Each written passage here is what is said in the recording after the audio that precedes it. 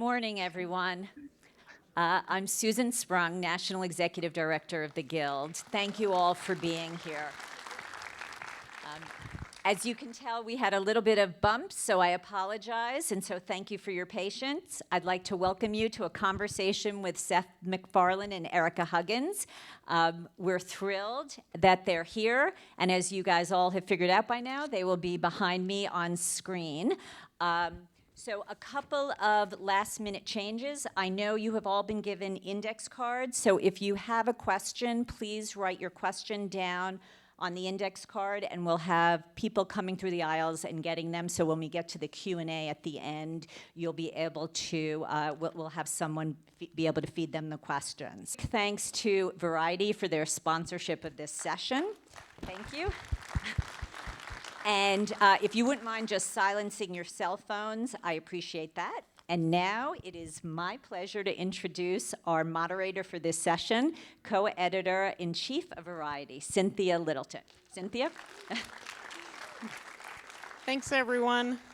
Sorry, I know of all the 3 people that couldn't show up, you'd probably prefer it was me, but here I am. And I have to say, it is, as everyone in the industry is talking about, it is so nice to be out and about. I was thinking about the wonderful screenings of great content that I've seen in this room. I remember seeing a sneak peek of Glee in this room. I remember Fox executives at the time saying, it's a big swing, we don't know if it's gonna work, and those of us that left the theater that day knew that they had something on their hands. So there's a lot of great memories here, and I know that this is also a lot that is not unfamiliar to Seth. He could probably give us a guided tour even not being here, but we are here to kind of close out the Producers Guild, the Produced By conference today with a deep talk with somebody who is very well known. Seth MacFarlane's name has become synonymous with animation over the last 20 years, very well known in comedy, but has really made a very conscious effort to expand his production horizons over the last bunch of years. He's had a lot of help with that, in that endeavor, with Erica Huggins, who is the president of Fuzzy Door, which is Seth's production company. And we are going to, so I'd like to bring them both on screen. Welcome, Seth and Erica.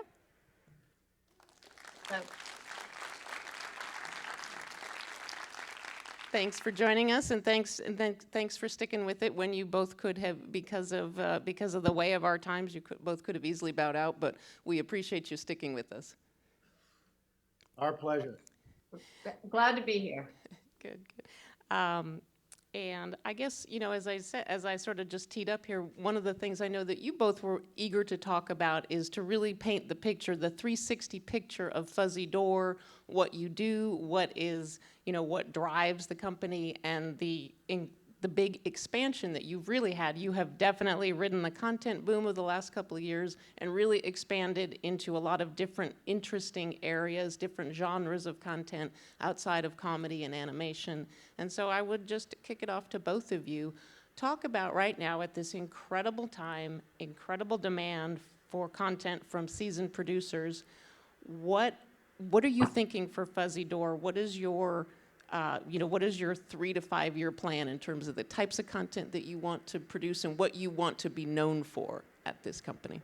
Yeah, our brand is essentially, as I was saying, to not confine ourselves to a specific genre or a specific brand of programming. We like to diversify our production company. We like to attach ourselves to nurture projects that are from all genres, that are all types of programming. You know, whatever excites us is what we do. You have everything from, you know, Family Guy to Orville, Cosmo, which is about as broad a spectrum as you can imagine. And that, to me, is what's exciting about this particular point in time. There's such a need for content of all kinds. There's really never time to be creating content, as we all know. And one of the things that I love the most about doing what we do is keeping ourselves into any and all kinds of projects. And you know, whether that's foolish or not, to not have a brand, so to speak, it's something that for us is a lot of fun. I think it was incredible a couple of years ago when you got a full-on, flat-out, science-based program, hardcore science-based program on broadcast TV on a Friday night. That On was an accomplishment. Science on Fox, of all places. We're going to be gracious guests and not go too far into that, but we'll go into a little bit of that later. Erica, let me ask you, drill down a little bit more on the kind of the business side of running Fuzzy Door. I know full well that your phone rings once an hour with somebody who says, I have a project for you, and if Seth would just attach himself, we'll get the money, we'll get the green light. How do you decide, I know you have a robust development slate internally, and I know your phone rings all the time. How do you balance the cool opportunities that come over the transom, the ideas that you really want to get behind, even if they defy easy description or stereotype for what people want to watch in prime time? Drill down a little bit more about the decision-making, about the types of content that you invest in.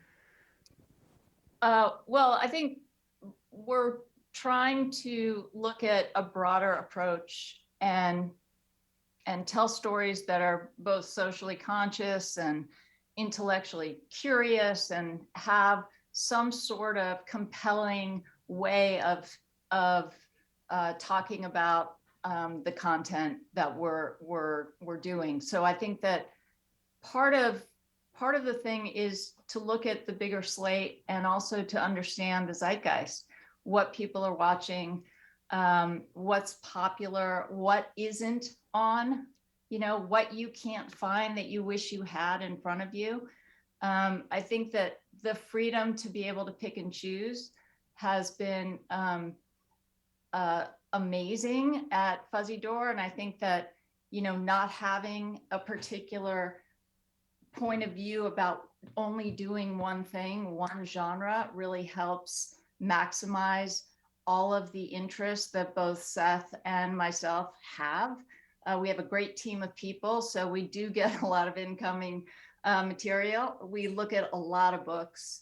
We look at a lot of articles. Seth will call me or text me, at least once or twice a week with a book that he's interested in me taking a look at, or something that he's read or seen that might be a great way to open a bigger conversation about creating a piece of content. So it can come from all different parts, all different avenues, but I think that ultimately there is something that I feel there's like a gut where you can say, okay, this feels like it could be for Fuzzy Door. And Seth, can you talk about, from your perspective, is everything that comes through Fuzzy Door something that you want to really have your hands on, or is the company getting to the point now where there are things that go on that you may not be directly involved with, but they're still coming under your banner? That's for you, Seth. Well, that's for me. Yeah, I mean, look, one of the reasons that I brought Erica on board was because my technique tends to be a little more focused. I like to really nurture one project at a time. I'm not somebody who craves the executive lifestyle of working on, 20, 30 different projects at any given time in depth and segmenting myself in that way. I'm just not really hardwired for it. So, whether it be the Orville or Ted or Family Guy or what have you, the lion's share of my time tends to be devoted to one particular project at a time. Now, that's not to say that everything else is ignored. I do have a tangential hand in everything that goes on with the company, but really the purpose of bringing Erica on board was to really bolster that part of what we do, to have someone who has a lot of experience and a lot of talent at kind of taking the raw material and taking the foundation that we built and letting it mushroom and expand, and to make use of the capital that we've built here and to create great programming and in many ways to be autonomous, and that's been something that's worked out really well for us. Is that I'm working on this thing over here, Erica's working on this thing over here, and yet we're all harmonizing with each other because we've just been set up that way. So it's worked extremely well for me and for the particular needs of this company and for my particular needs. How has it been for you, Seth, obviously, as your stature, show after show, success after success, as your stature has grown, how have you used that? How have you used that leverage to advance your goals as a producer?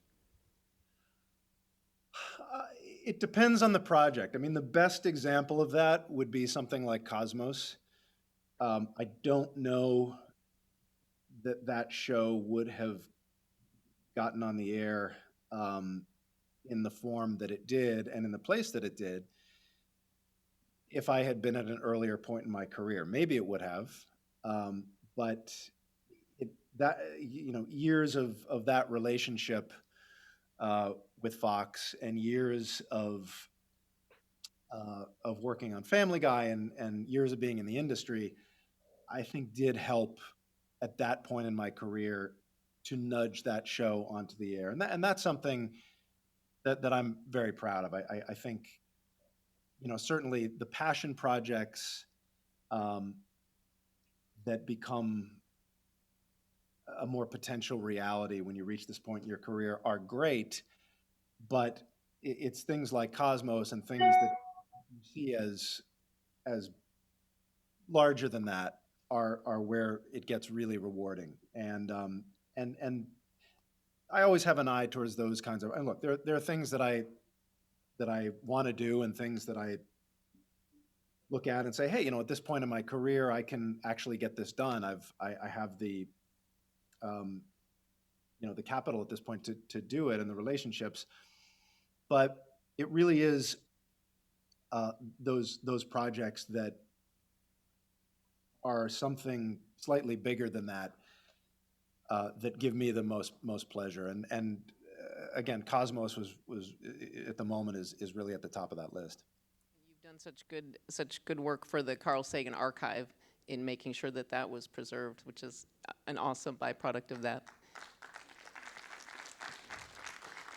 Erica, let me Erica, let me ask you the other side of that question. Running a company that is so driven by somebody who is such an auteur in the classic sense, how is that you came to Fuzzy Door after many years at Imagine, another very creator-led company? How is it in your experience to work for people that have such clear visions and are such drivers of their own slates versus in other companies you're working with a much more diverse group of people, a less creator-led company? Can you talk about that a little bit? Yeah, sure. At Imagine, there was a similarity to definitely to what I'm doing with Seth, but Seth's breadth of interests, I think, and his specific talents in almost everything from directing, show running, writing, acting, art, music, animation. I mean, it's a bigger bite for, in terms of who he is and what he's interested in. So what I find is that, there's a real clarity as to what Seth is looking for, like next, that he has a specific idea of what he wants to do next while we're in the process of getting ready for what we're doing now. And so the being in this job makes it so you have to sort of think of all of the things that are coming down the pike, the bigger slate, the things that are for Seth, the things that might not be right for Seth, but later date, depending on the way the world looks and what may or may not have happened, gives us an opportunity to be able to talk about, how to use what our tastes and instincts are to continue to collaborate between both the company at large and specifically with Seth. So, you know, a lot of having personal excitement for me within the projects that we have and the things that we're doing is key. But what we found, and we didn't really know each other well when we came together, we had met a few times, but there was a trust immediately that we could talk about things from science fiction and books and politics and shows that we were influenced by, movies that we were influenced by. So it makes the conversation between us and the way in which the company sort of flows work very well. I've also been able to pick people to come into the company that do things that I don't do, you know, that have different kinds of points of view, that are interested in different genres or different kinds of shows. So that also rounds out the sort of the bigger bite that we're trying to take right now. There's a clear vision there. Let me ask you the question that a lot of people are talking about in the last couple of weeks. I mean, this industry, it's no secret to anybody here that this industry is in the period of massive transformation. It is truly distribution models, business models are under transformation. Seth, you were very fortunate. You were somebody who had a lot of success very young. How do you feel now looking at this business and how the business models are changing, the way content producers are being compensated? How do you feel like this is a business that an independent company like Fuzzy Door, and you know, somebody that has a firmly independent flag planted, you have studio relationships, but you work in a lot of different places over town. You have that luxury of your leverage allows you to do that. Can you still make a living as a producer in this business in a world of cost plus deals and back end going away? You'd have to ask my accountant. I don't really know. It's not really, that's something I don't, to be honest, I probably should think about and worry about more than I do. Yeah, I seem to be making a living. I mean, You're paid. I yeah, look, I mean, in the broad sense, I see it as I said earlier, a golden era of programming and a golden era of opportunity as far as where you can sell to. There aren't just 3 networks anymore. There are tons of platforms. Everyone has their brand and the kind of programming they're looking for. And if you're selling a show, odds are, if it's any good, you're going to find a home for it. Yeah, I don't. I mean, I think absolutely. I mean, yeah, it's a little puzzling to me where all the money comes from for all these big shows on all these platforms. I don't really understand how that works. When it was just 3 networks and everybody was watching those 3 networks, you know, you'd watch something like, you know, like the Thornbirds and you go, okay, yeah, obviously they've got the money to pay for this. Everybody's watching. But now it is puzzling. It's obviously coming from somewhere, and there's a lot of opportunity to sell a lot of shows that are very high end and look great. Yeah, I think it absolutely is possible. There's a lot of competition, but there are also a lot more platforms. So everything has kind of gone like this in tandem with each other. It seems to be as ripe a landscape as it's ever been. Erica, what is your sense being in the marketplace? Do you feel like that? I mean, I know I don't have to ask you. You get a Seth MacFarlane premium just walking in the door. But do you feel like, you know, that there's support out there for the projects, that there's enough in it for you to keep Fuzzy Door going? I think that it's a really interesting time for people who are entrepreneurial. I think it's very, you have to be able to pivot. You have to think about all the changes that are happening every day from the buyers. It is definitely an exciting time to be a producer.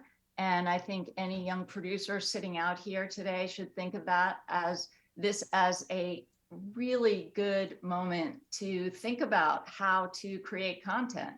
I think when the walls were torn down between features and television, you know, when we were able to start looking at content in a more agnostic way and apply what's right for the material as opposed to having a very specific point of view that it has to either be a feature or a TV show. I mean, you can have, you know, 3, 1 hours, or you can do, a 2-hour movie. You can have 8 half hours. I think that the possibilities are endless, and we keep seeing that happen over and over in surprising ways.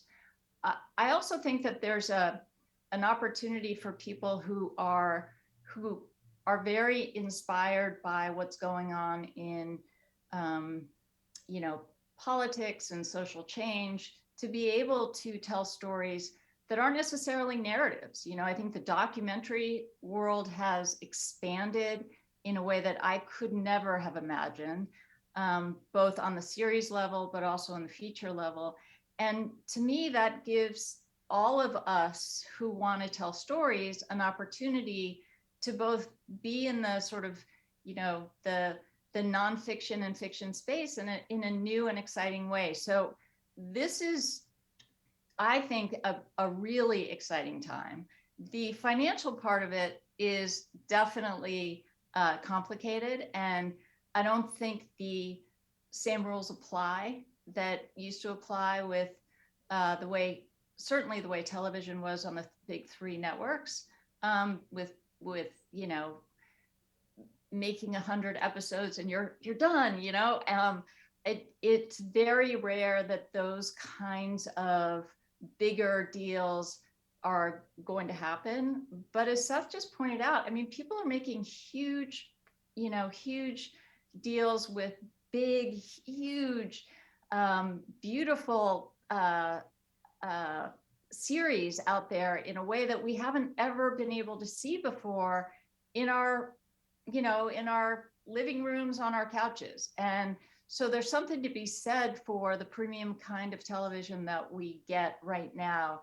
And the other thing I would say is that, there are so many platforms, not just domestic platforms. The international, space is huge right now. And seeing shows coming from all over the world in their, original languages, I think just has opened all of our eyes open to the fact that we can make shows that are international. And that was a problem a few years ago. It didn't have the same, it wasn't met with a warm embrace like it is now. For sure. A lot changing. Along those lines of film and TV morphing, Seth, one of the big things on your slate this year is an adaptation of your film franchise Ted for Peacock. Can you give us any hints as to what we'll see? And I want to ask you, how long in the life cycle of Ted, which has got probably going back about 10 years now, how long have you been thinking about a series adaptation for the Ted franchise? Was that something that you thought about when you were making the first 2 features? No, I had never really considered it because I always figured it would be too expensive.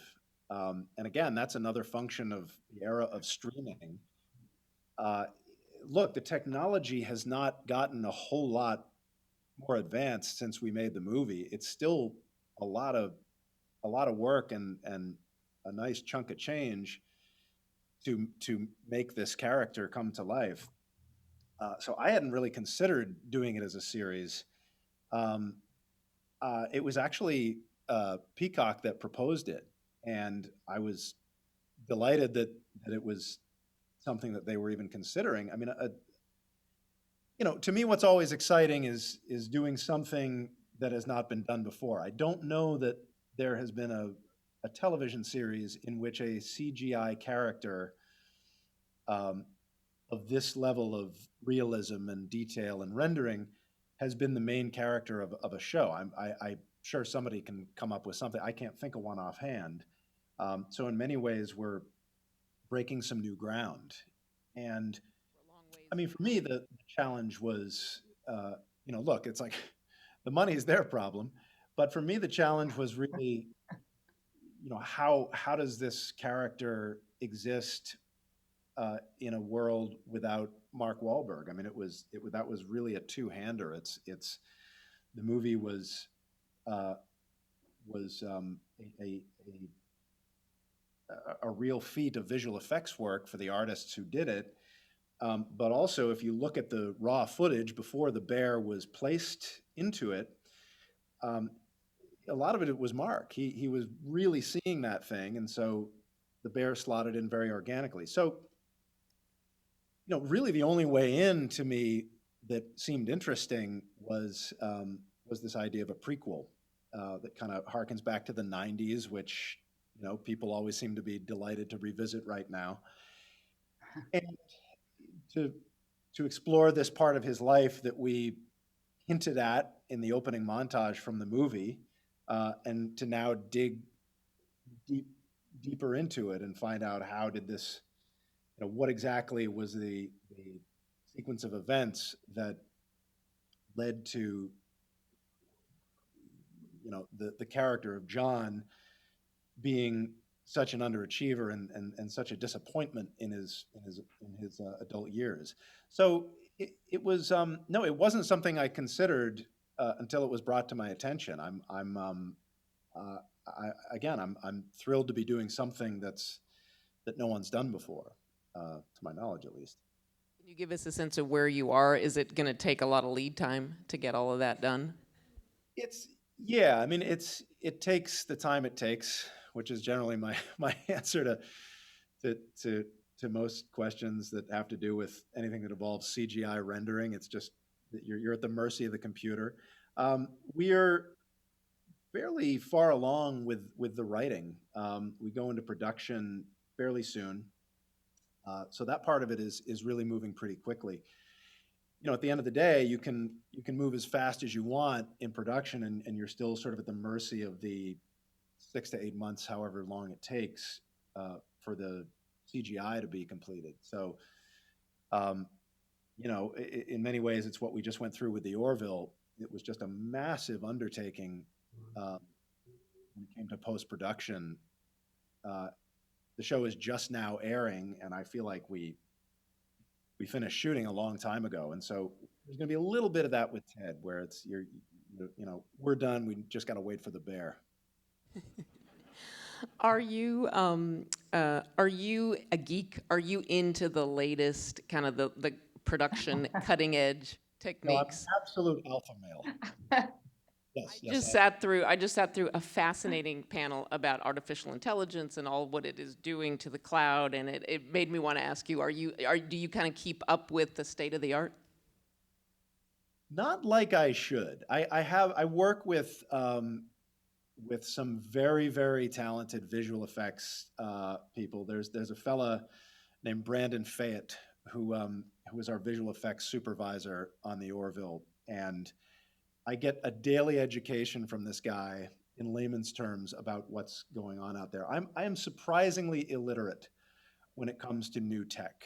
A lot more so than I should be. I should keep up more and more. I'm still very much focused on the creative aspect, and I probably neglect the tech aspect more than I should. But again, I'm surrounded by people who are better at it than I could ever be, and so I've found a balance between knowing enough about it and being able to trust their expertise at the same time, and to find sort of a Goldilocks zone between those two things that seems to work.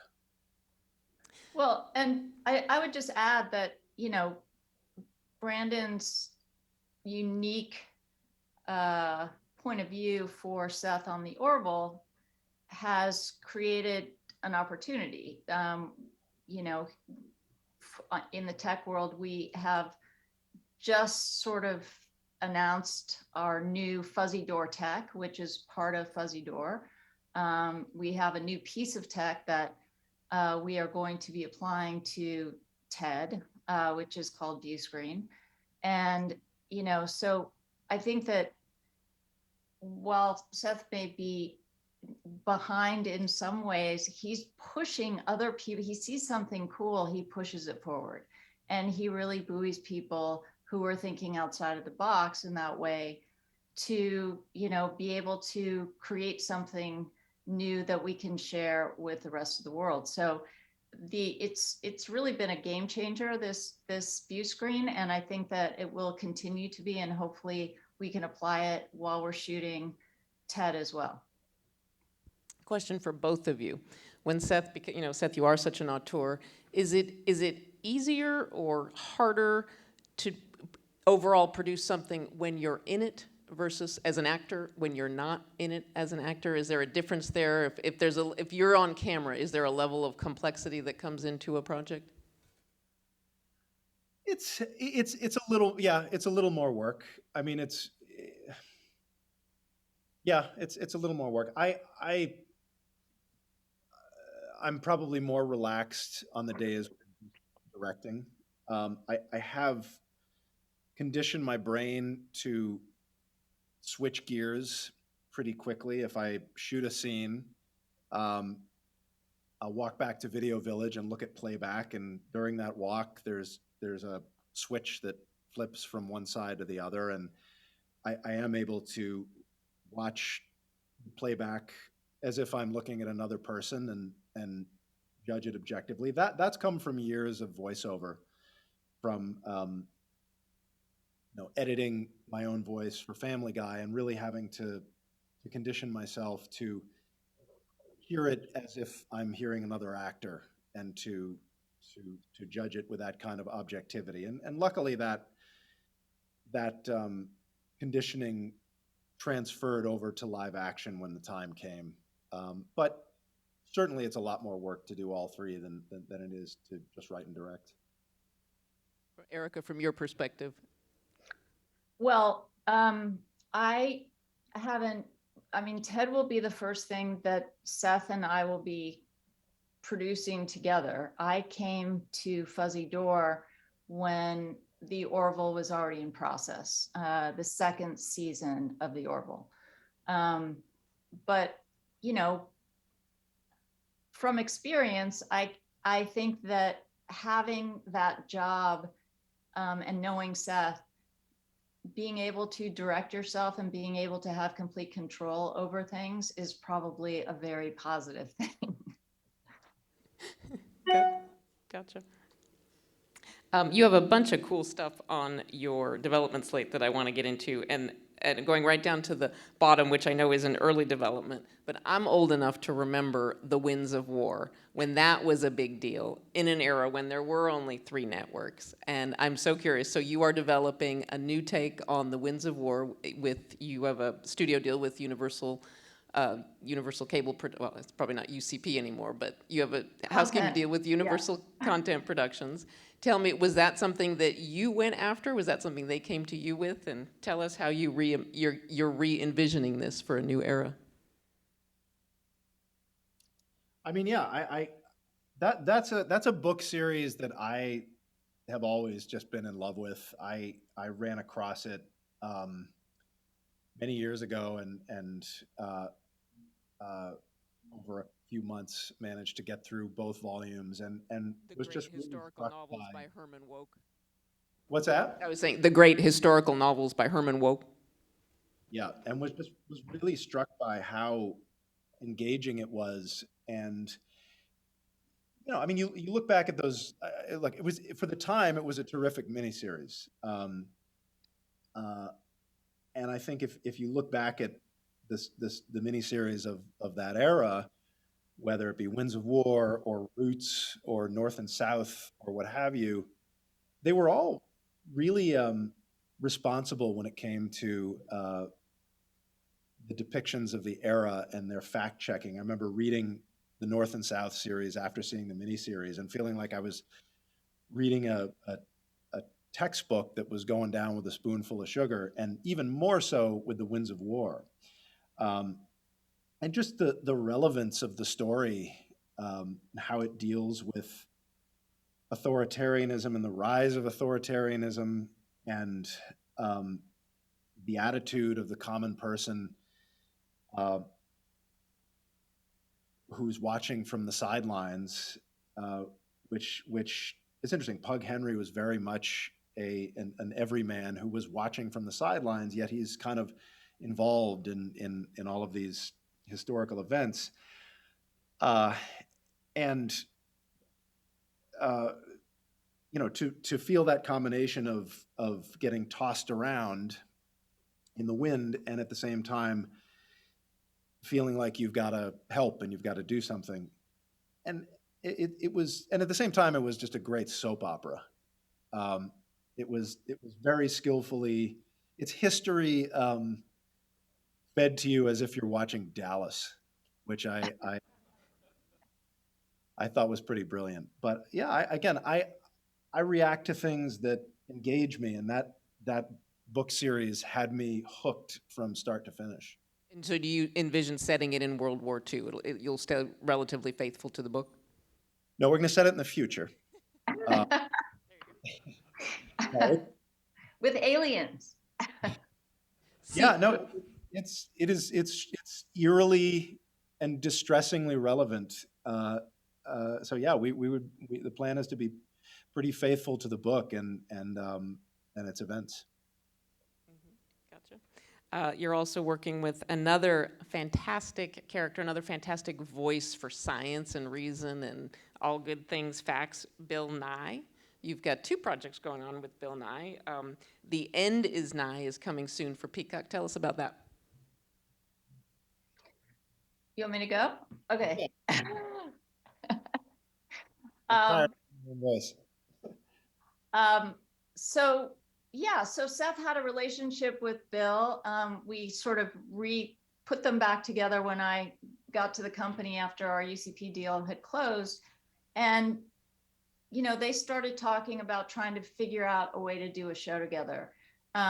Seth had this idea that sort of, I think, was born out of, and correct me if I'm wrong, the idea that Fox News tells us everything about everything horrible that's about to happen, but they don't tell us then how to deal with it, how to mitigate it, or what happens after the fact.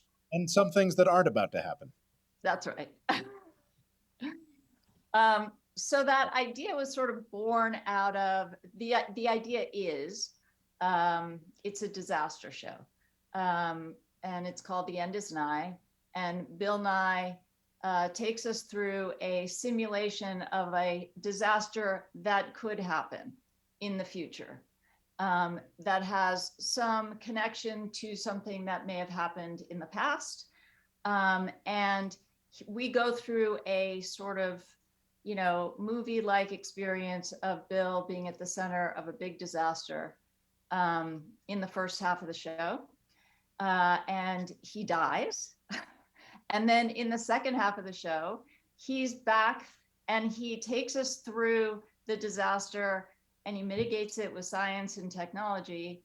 And then we replay the disaster and he survives. So that's the idea. And that was Seth's idea that, we sort of, he and Brannon Braga and Bill Nye together came and together and created that. And we are about to unleash it onto the world in the end of August on Peacock.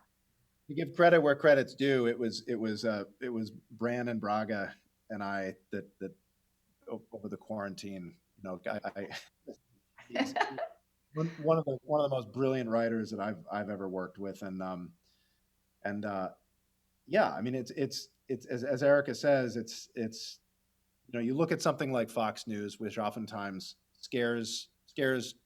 sets out to scare people with things that don't always actually exist or aren't actually real. And our thought was, well, wow, there are things that we should be scared of, like climate change, for example, like future pandemics.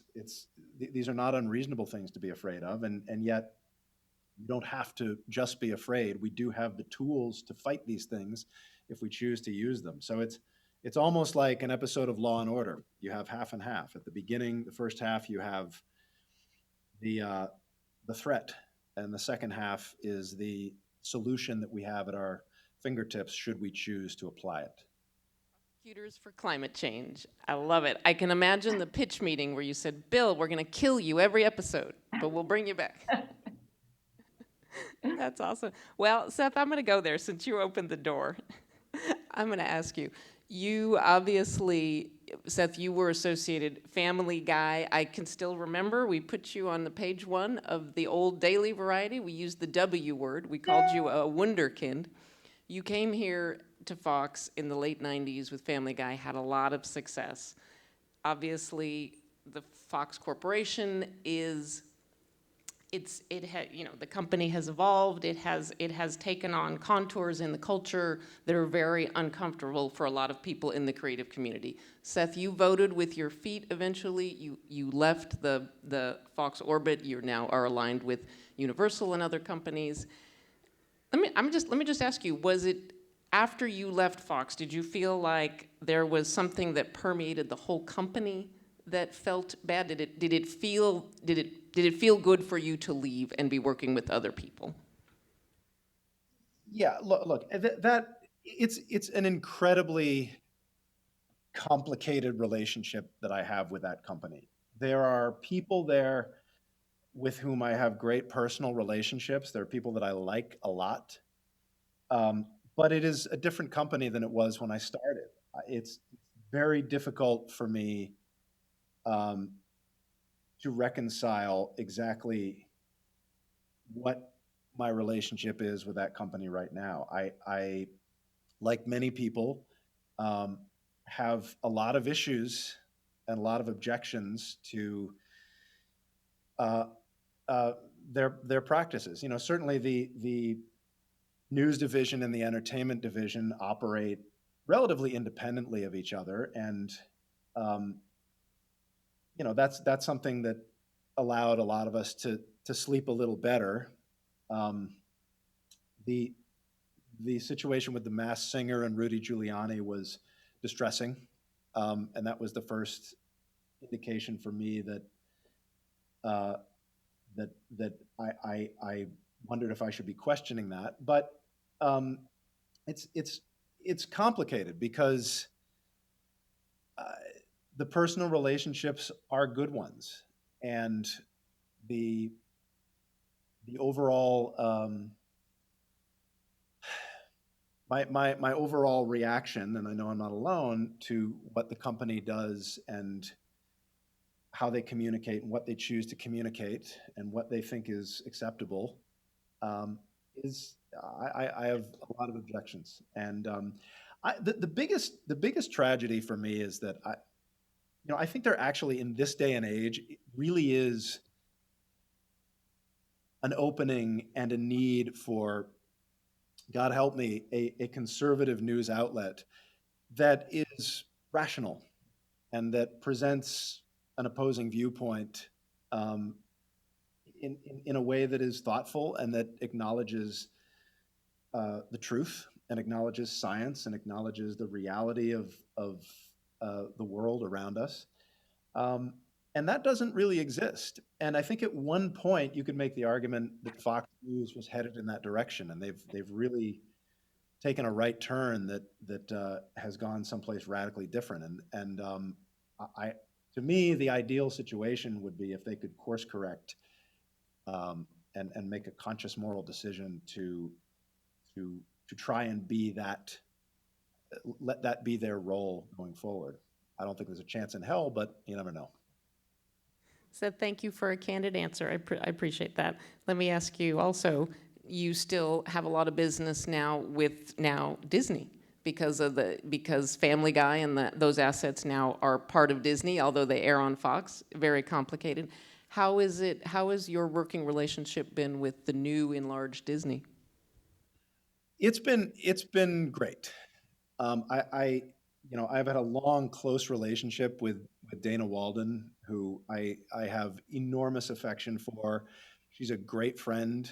and a great executive, and she's just an absolute joy to work for. She's one of those people that you can see yourself following throughout the industry, just to work with her over and over and over. And the company as a whole, it's an interesting comparison because the company as a whole has been, um, for the most part, admirable in their, not always, but for the most part, they do try to be culturally conscious. They try to be ethically responsible, and creatively, my relationship with them has been terrific. I've had a great experience. The Orville has been one of the best creative experiences of my career, and the support that I've gotten from Disney and from Hulu in as far as giving us the resources to do it and to compete with some of the visually most ambitious shows on television has been really gratifying. And I can't say enough good things. I've really had a blast there. They haven't tried to clean up Stewie or anything like that. They really haven't. And they have not. I mean, that's an interesting thing about I will say, I dump on Fox a lot, but I will say, the whole time I was there, no one ever tried to censor the show politically.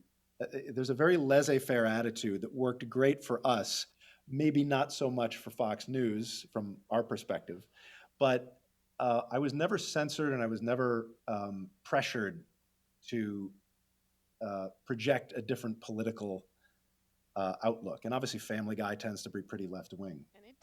Family Guy takes its shots, for sure. That is telling. Erica, anything, I know it's such a fraught time right now. Is there anything that comes to mind in terms of dealing with the studios right now as they are just dealing with so much volume and so much transition of staff and things are being reorganized? It seems like every other week somebody's going through a reorganization. Do you have any sort of like top line thoughts about like what it's, what life is like at the top of those studios right now? I think everybody's got a little bit of whiplash with the latest changes that have been going on in the business. I think for us at Universal and UCP, I have a long history of working at Universal when we were at Imagine in the feature department. We started with a whole group of people when we first had our deal at UCP, and now we have a whole new group of people. Good people are good people. So we've been lucky. We have a very interested and hardworking group of executives that are on our team over at UCP. The nice thing about having a deal at a studio like Universal is that we have the option of being able to sell to anyone. So we can go outside of Peacock and NBC and, sell to any streamer that will have us. And they support that, and they've been extremely helpful in making sure that, our relationship with Peacock remains very good and stable. And we have 2 shows that are going there, one in post and one about to be in production. So we couldn't be more excited about that. But it is nice to have other choices. And I would say as a young producer today, choices are important. Being able to sell to anyone in the feature department has been extremely useful for us. We can set up projects at any of the big studios. We can go independent. We can try and do some kind of, international financing deal. So it gives you lots of flexibility, and having that kind of flexibility, I think today is really helpful. And it allows you to get as many swings, as you possibly can. Seth was saying before, it's like, if you're lucky, there's a lot of buyers and you will get your project set up. I think that, you know, the desire now is no longer just a really good idea, or, you know, Seth and talking about something cool. I think that they are looking for something that is transactionable today. So if you have, you know, a really good pitch and you have a piece of talent and you know exactly what it's going to be, and you have perhaps a script, I think from a young producerial point of view, the more you can package, the more you can put something together, I think the better off you'll be. And that is the way that the executives are thinking about it too. That's great insight from the trenches. Thank you, Erica. Well, one of the things we don't even have the time to talk about, but one intriguing thing coming down the pike from you all is an animated take on Good Times with Mr. Norman Lear also producing. That should be something fun to look forward to for Netflix coming down the pike. Right, Netflix? Yep. Yep. Got that right. All right, I'm going to stop hogging the microphone here. We've got some questions from the crowd. First is very straightforward and a very good question. What do you look for in writers when you're hiring them? That's a tough one to answer. It depends on the show. It's if I'm reading a script for something like TED, if we're hiring writers for TED, I look for things that are outside the box. I look for things that are dialogue writing that's unexpected, that makes me laugh, that feels like the writer knows how to write with their ears, that they're writing words to be spoken as opposed to words that look good on the page. For something like the Orville, it's very different. I look for a story that moves. Am I engaged in the story within the first 15 pages of the script, maybe? Or am I starting to drift? And it's interesting. You do, for something like a drama sample, you do find that the really good scripts. I remember reading Liz Heldon's sample, who's one of my favorite writers in Hollywood, and going through stacks of scripts and just my brain was turning to mush. And then I read hers, and suddenly it was you instantly know you're dealing with somebody who is really, really good. And it's not hard to find. Your brain sort of wakes you up and tells you almost as an involuntary response. I think writing with your ears is a great phrase, something to remember. Erica, anything you look for when you're considering people, when you all are considering hiring people? You know, I was in the feature world for a long time before I started with Seth and was able to do everything. So for me, understanding what a showrunner needs to be able to do was a big part of my education when I started at Fuzzy Door, and understanding how a showrunner is not just a director and it's not just a writer. He's a writer, producer, director, everything, really sees the full picture in a whole new way. So I think that with so much content out there, meaning there's a lot of competition for high-level showrunners, for me, it's really about trying to find somebody that has done it and that can show me that they have a handle on really being the captain of the ship moving forward, because it isn't just a writing job. It is much more than that. And so that has been really fun, meeting showrunners, understanding what the job is, and really getting my arms around that. So I would say for me, that's kind of where my focus has been. Gotcha. All right. Well, we're going to wrap up with one question. I'm going to tweak it slightly. I'm going to ask you, who do you admire? Somebody from history and somebody from the present day. Okay, this will be a lame answer to some people, but let's, in many ways, I look at the way FDR handled his job as opposed to, Hitler. And, here was a guy who knew what his abilities were and at the same time recognized that everyone around him could do their job better than he could do their job. And his purpose was to be the nucleus that absorbed all of these different areas of expertise and then formulated a plan based on the best information that he had. You know, somebody who was